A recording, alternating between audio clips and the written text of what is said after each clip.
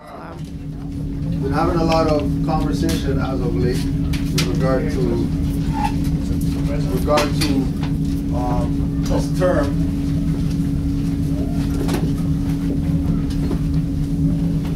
Moor. So I'm just gonna put it out there. What somebody give a definition of Moor? Dark skin person?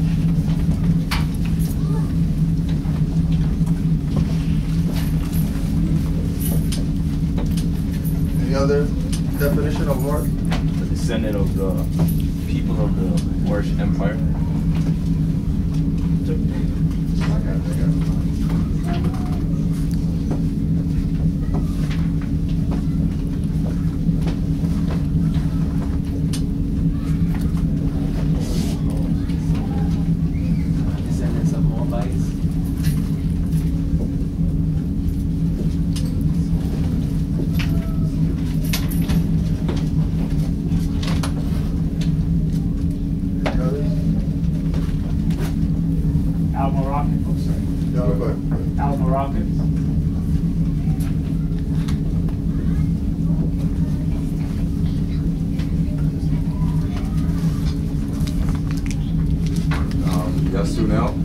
This is the new lexicon, Webster's Encyclopedic Dictionary of the English Language, Canadian edition, the definition of Moor. It's a noun, a native of Morocco of mixed Arabic and Berber origin. Then it says history. A Muslim settled in North Africa, especially one of those who invaded Spain in the 8th century and were driven out in the 15th century. And it says, or a descendant of these people. And it says from Moor, M-O-R-E, from More, M-A-U-R-E, from Latin, and it says from Greek as well. What's all the Moors again? M-A-U-R-E?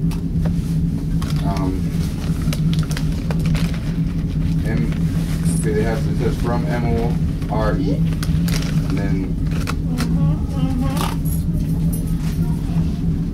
or I don't know if that's from. That's right. The Maccabees Bible have it M-O-R-E. Okay, and it says M-A-U-R-E. Okay.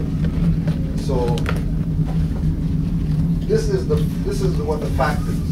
The fact is that Moors are dark-skinned, descendant of Moroccans, descendant of Moabites, Al-Moroccans, natives of Morocco, Muslim, North African, 711 AD to 1492 that ruled or conquered Spain, and is also M-A-U-R and M-O-R-E. And then to this we'll add M-O-H-R, M-U-U-R, M-O-R-O, M-O-H-R-E-N. M-U-U-R, M-O-H, M-O-R-E, R-E-N, I believe. R-E. and then Morai, and then it's the English term. M-O-R-E.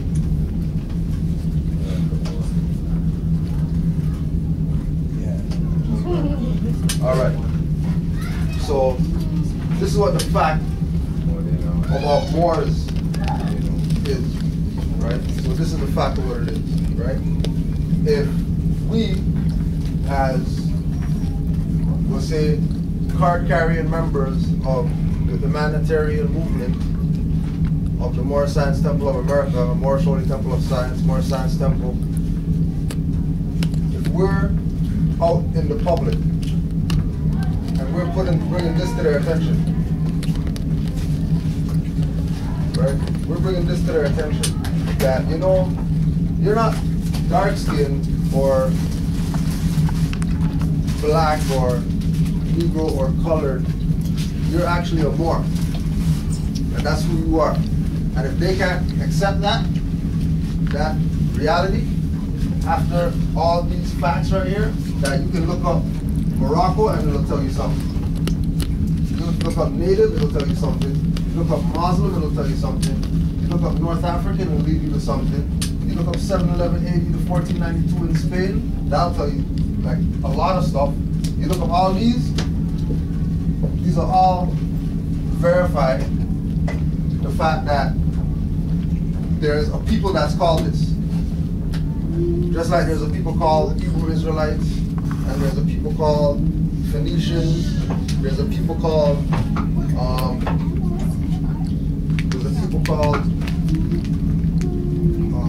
Carthaginians, there's a people called all these names. So ancient Egyptians, Cushites, Abyssinians, like whatever, Canaanites, Amorites, Almacites, Hittites. They'll believe that all those people exist. And they'll believe that all those names that we just mentioned are actual names of people in some type of part of history. But as soon as you say Moors, everybody backs away from it. They want to make up stuff when Moors are Arab, when the definition didn't say nothing about no Arab people. So that means that they're making up stuff in order to dethrone their own nationality, right? Experience. Just the other day, I was in the Tim Hortons, and I had my application for the name change out. One of the ladies working there, she's from Slovakia, and she saw the Moroccan flag and the Canadian American flag, and I was right. She said, "What are you doing?" I said, "I'm doing my name change." She says, "Are you a Moor?" Whoa, okay. Yes. Where? It was in the Tim Hortons. Tim Hortons. She asked me, "Are you a Moor?" I said, Slovakia. Slovakia. And I freed. I said, I was like, Alright, you gotta straight up. I was like, "What do you mean?" She's like, "Are you a Moor?"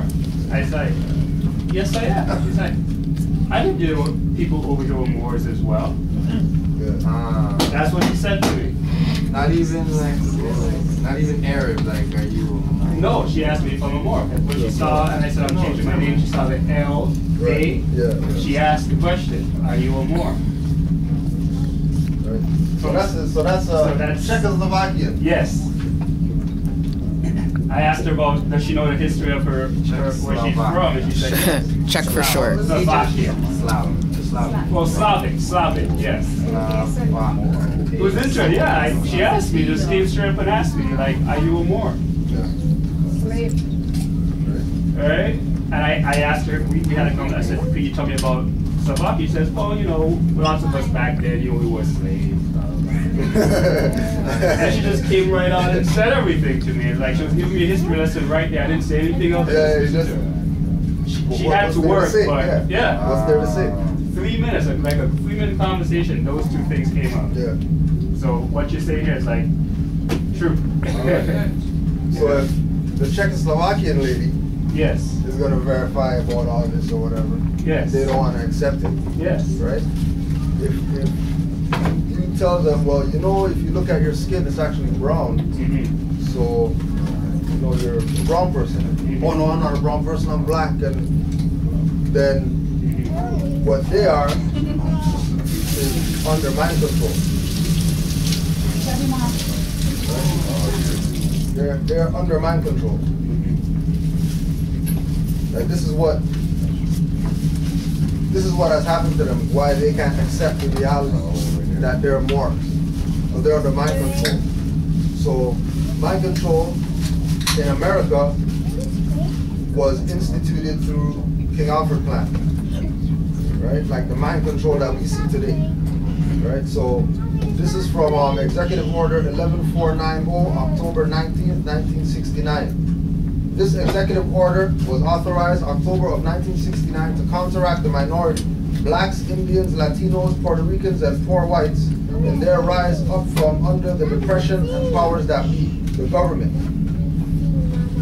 And this is from the chapter called Mind Control in America.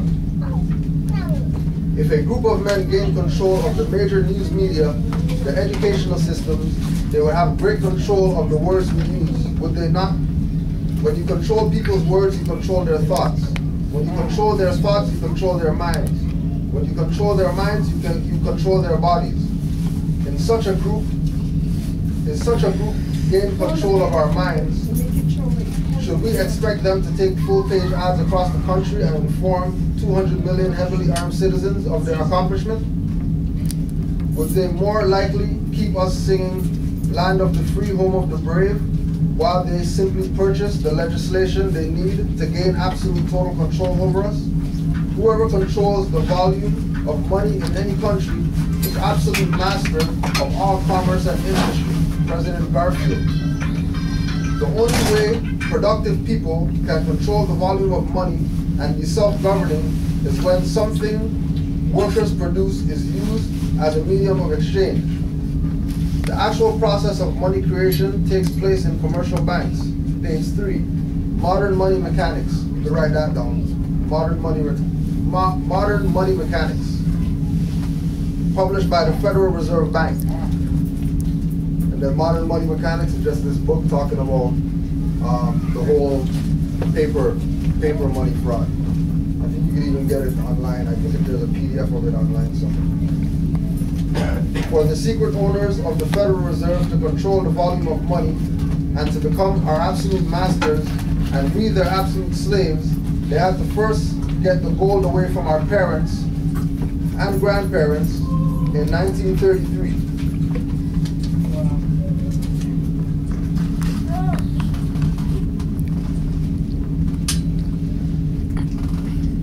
Which was accomplished with threats of fines and imprisonment from the man who said, "The thing we have to fear most is fear itself," Franklin D. Roosevelt. Next, they had to get our silver away from us, which was accomplished under a great smoke screen called Vietnam.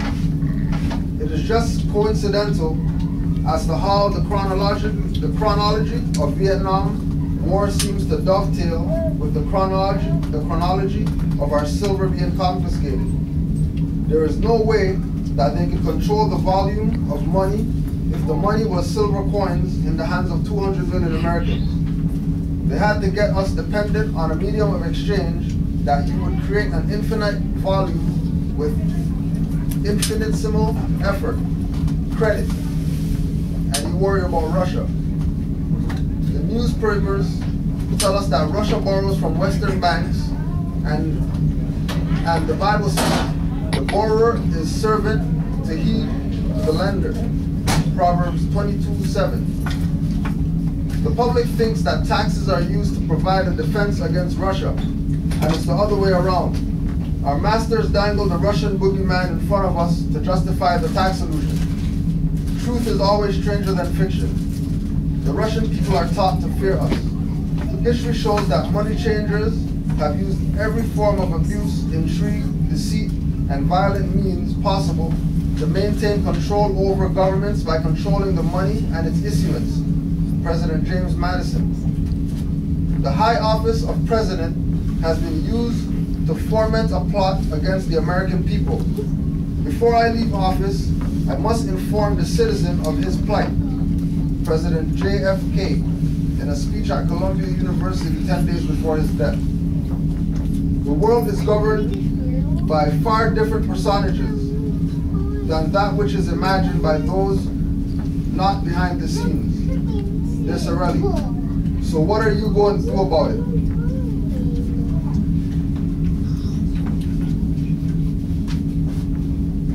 So everything that has to do with people accepting a fraud as a reality is mind control. It's not people's opinion, it's not what they were taught, it's not how they learned. Mind control. Question? So the failure of